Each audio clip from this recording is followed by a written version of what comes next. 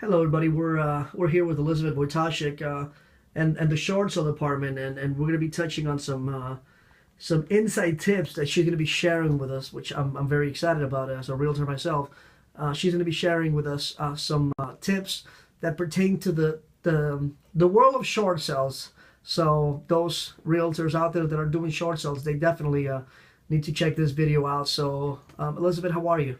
I'm good. How are you? Good. So I'm excited. I'm intrigued. Anything that pertains to short sales, I always look up to you as the go-to professional, and this is your bread and butter. So, what exactly are the tips that you're going to be sharing with us? I'm intrigued. Well, this is one particular tip that I have experienced just recently. Okay. And basically, when I give tips or when I actually do a video, it's based on life experience within the short sale world. Okay. So let's get to it.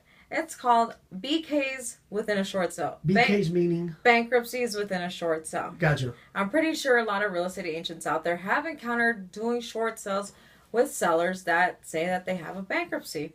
Well, most of those times, those bankruptcies are really non-existent, or they're fraudulent bankruptcies, or I'll call them fake bankruptcies. Not a lot of realtors or agents out there like to use the word fake, so we'll call it faux bankruptcies. So what I mean by this is when you take a listing for a short sale and the homeowner discloses that they've had a bankruptcy, you got to ask some key questions To pre-qualify the situation. to pre-qualify the situation, because the number one thing you don't want is wasting away maybe 8 months of your time working on a short sale that has had a BK and you didn't know what to do with it, or it came up at the last minute, or you can't even get your seller to fess up about it. So what's the point of working for free when we're working on a short sale? No, Yeah. our time is of the essence and our time is valuable. I think everybody wants to get paid. So, example, let's backtrack. You take a listing appointment, you speak with the seller, you get all the listing paperwork. If you work with the short sale department, you'll know very well that you use my checklist and bank forms to get all that up front from the homeowner so you can move on with the short sale. Okay. Now, the questions that you should be asking while working with the seller is there a bankruptcy? So yes, I did have an agent that had a file like this.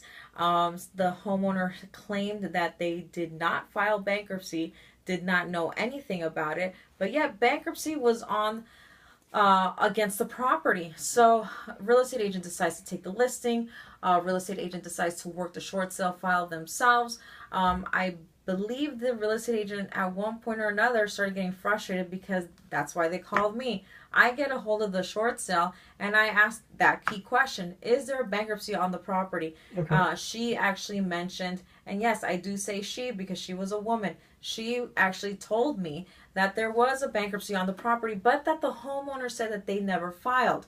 Okay, well, with working with the short sale department, this is what you'll encounter. You give me a short sale file like that, I'll go to my resources and people that I know and internet resources that I use to find out if there's a bankruptcy on the property or not. Filed. Filed. That's the key word. Filed. Filed. Because, as I said, there are faux bankruptcies. Now, faux bankruptcies are when you want to file a bankruptcy just to postpone a sale date. In this case, there was no sale date for us to worry about. So there was a bankruptcy, a legitimate bankruptcy. Okay. How did I find out? Well, yeah, I did what I had to do. I went through my own resources. I logged on, find out that there was a bankruptcy filed on the property. Now, mind you, while this short sale is being processed with a very popular lender called Wells Fargo, the file is being processed. The lender knows that there is a bankruptcy on file. They asked me for information about it. I said that I would give it to them. And I did get the short sale approved, just so that everybody knows. The short sale did get approved with a bankruptcy, mind you.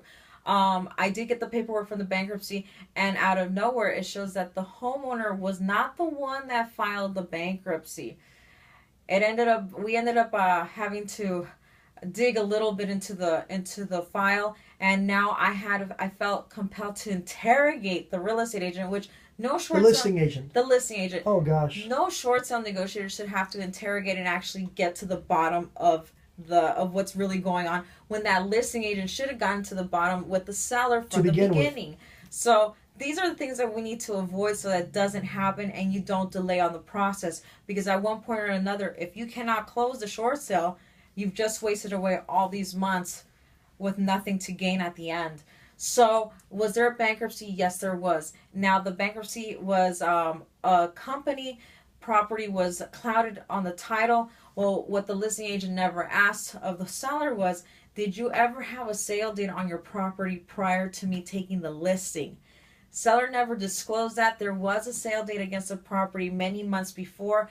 They ended up going to ABC attorney's office or whoever, probably someone that knows how to do these things, which is very common out there, real estate agents, just to let you know. Bankruptcies are very common to stop a sale. Clouding title is very common to stop a sale as well. Okay. So that's what ended up happening. They ended up clouding the title and filed that company, and it was a company that clouded up title, and that company filed bankruptcy. Oh gosh. Yes. So, oh gosh, we have an approved short sale, but we really can't do anything because now these are the two things that the lender is going to be asking for. These are the things that we need to avoid out there so it doesn't happen to any real estate agent. A notice of abandonment and a notice to vacate. So those two things you don't ever want to deal with within a short sale. So the one key thing that this realtor did ask, well, my title rep didn't tell me that there was a bankruptcy on the title report, and it wasn't showing on the title report. Well, for you realtors out there, let me just tell you this. Bankruptcies don't ever show on title reports. They just don't.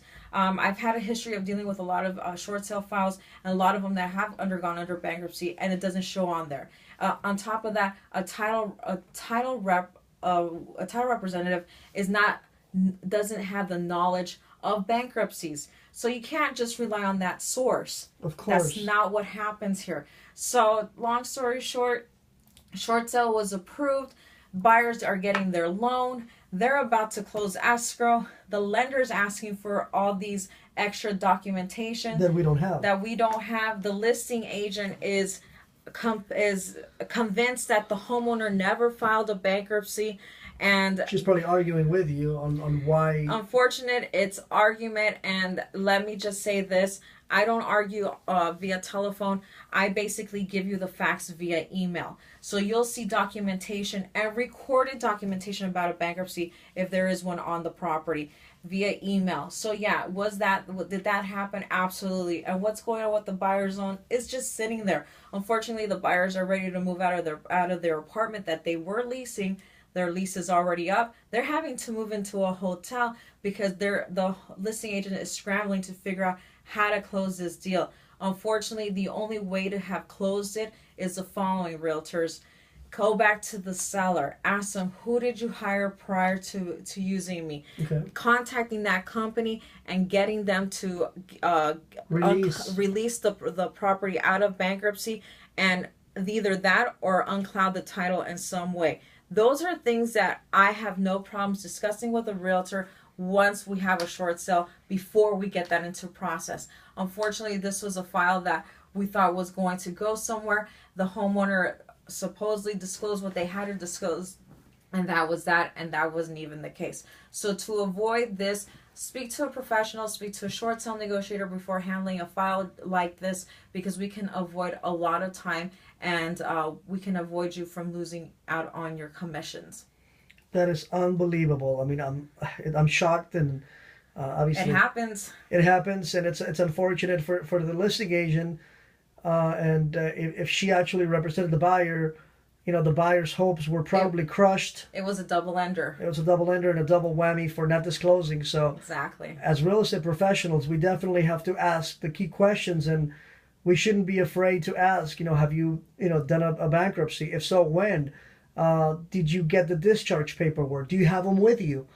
Can I get them so that I can make copies? I personally would rather ask this sooner rather than later, so that when I hand the file to my short sale department, which is who I have retained for my files, that they have everything that they need to have in order to process my files and have a smooth ride. So unbelievable, obviously, but is there anything else you want to add?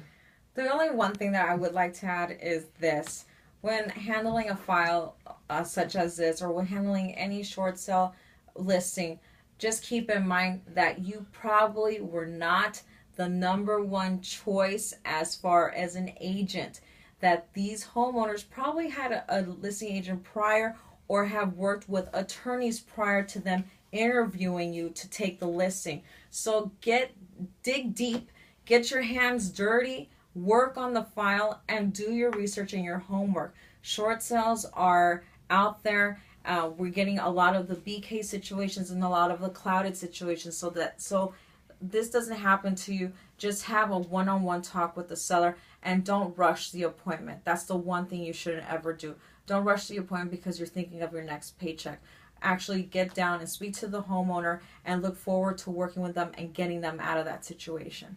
Taking that extra time Will save a lot of time. And you could also do the initial situation over the phone, and start assessing what you have to play with, and ask the key questions, so that once you meet with the owners or owner, there's not going to be a lot of surprises on both ends. So Elizabeth, we definitely want to thank you for sharing these unbelievable tips that are out there, and if we just ask the right questions, we shouldn't run the other way when facing a listing appointment or a listing on a short sale that has a potential bankruptcy. You just have to know how to tackle it, and having the short sale department on your team, I think, will facilitate the process if we ask the key questions, and we gather the documentation that Elizabeth will need in order to get the file processed. So, Liz, thank you so much for allowing us to be here again this afternoon, and much success to you in the short sale department, and thank you so much for having us. Thank you.